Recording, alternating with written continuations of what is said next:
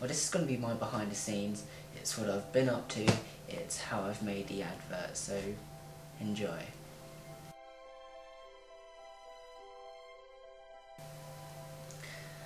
Right, the idea for this was to make an advert for Debenhams. They have a motto which is styling the nation. Now, I wanted to take it beyond this. I wanted to show that Debenhams not only styles the nation, but it brings the nation to life. I mean, so if you have the mannequins coming to life once the store closes, it shows that the Debenhams ranges actually bring people to life. This is what the significance of having the mannequins come to life is in the first place. And this is the main idea of the advert. Basically, Debenhams does bring the nation to life, not only styles it.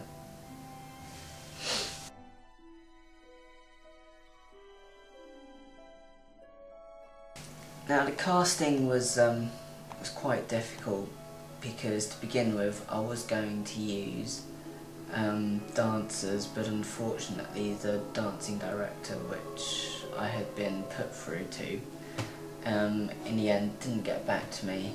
I did wait a while, but I mean, I contacted him again and it was a no-go.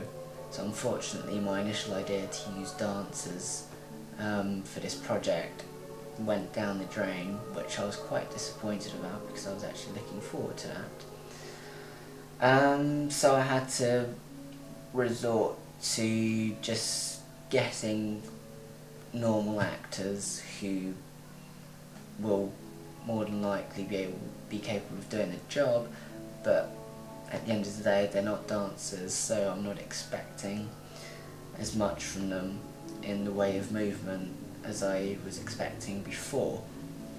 But I can still get around this. Unfortunately, I didn't film my castings because I didn't think it would be appropriate, as I mean, there wasn't that much to sort of go by anyway because I didn't have the dancers.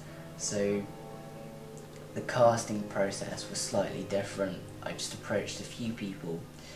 Unfortunately, some of the best candidates have let me down and I'm not able to use them, which is a shame, but I think the people which I will be having in my production are more than capable. So yeah, as far as casting goes, I think we're pretty sorted.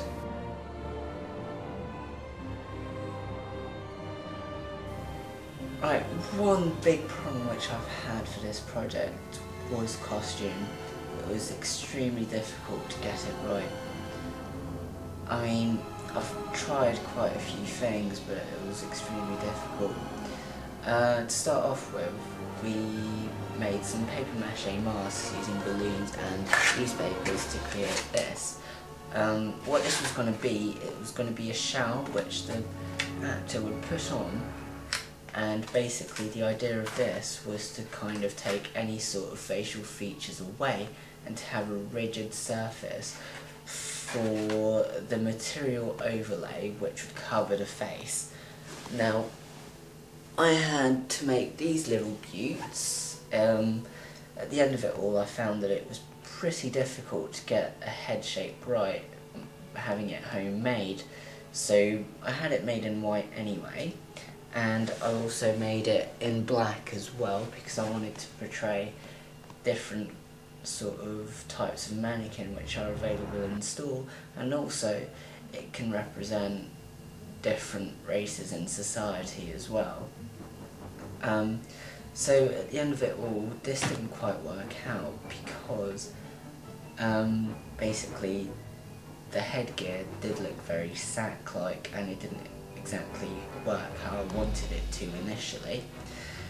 So I had to go on to order some costumes off the internet. Now that was a nightmare because at the end of it all I didn't get the costumes, and the costumes were very last minute.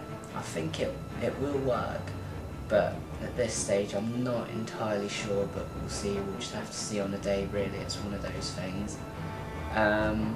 So the costumes I in the end have for my project to be filmed is going to be a lycra cat suit with, which isn't an issue, which I think that will be fine. It's mainly the face which I'm worried about, because I got this little thing which is a head lycra gear, and it's got a hole in the front because obviously you can't see through lycra, so my slacks will come into play. The character will be wearing this underneath the lycra headgear, and what the lycra headgear will do is tighten the head sack so it actually looks like a mannequin's head.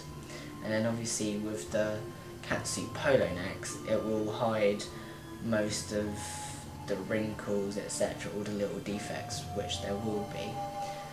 But until then, I'm just going to have to be smart about how I film and how I go about doing this. But hopefully I've got the costumes covered. I think it will work. We'll just have to wait and see.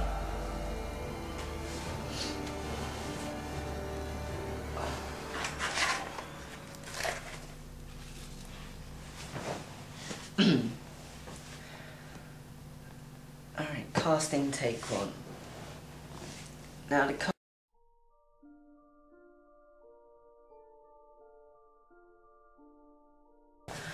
Alright, so now it's filming time. Yeah, I got some behind the scenes footage of us sort of working on set and stuff. It wasn't exactly what I wanted. I was limited to filming for an hour and a half for a minute and a half advert, so I had to miss some bits out. I had to sort of do a bit of on the spot thinking, because unfortunately 1 hour and a half was not enough to get all this filmed. But I hope at the end, after editing, that we'll have something which is worthwhile. And yeah, here's the behind the scenes. Enjoy.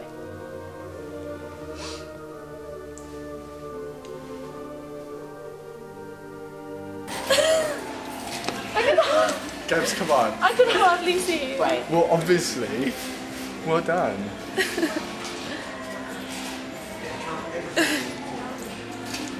I could probably poke out your eyes there. See? Okay. Yeah, it doesn't have to be all the way down because you're going to wear the other one on top anyway. Okay, it's fine. You got your hair? Yeah. Oh, this is hilarious. I can hardly see. Can you see a little bit?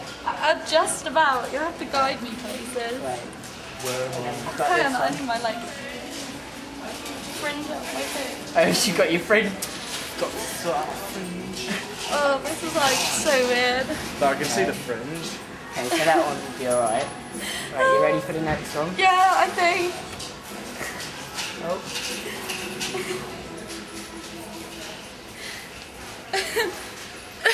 That's so weird and freaky. Right, we need to tuck this one in. Do you want me to? I'll do the back. Just make sure you don't suffocate, Joey. Trying on. This is so weird. This is so weird. It's hilarious. Yeah, for you. Yeah, it is. It really is. His face. Both. No, because it can't be baggy. Is it off to your mouth? Yeah, just. That's under chin. Yeah, it's meant to. I've got to see Can you see? Just. Alright. So we'll be guiding you where you're going anyway. Yeah. Put it in. Yeah, it's in.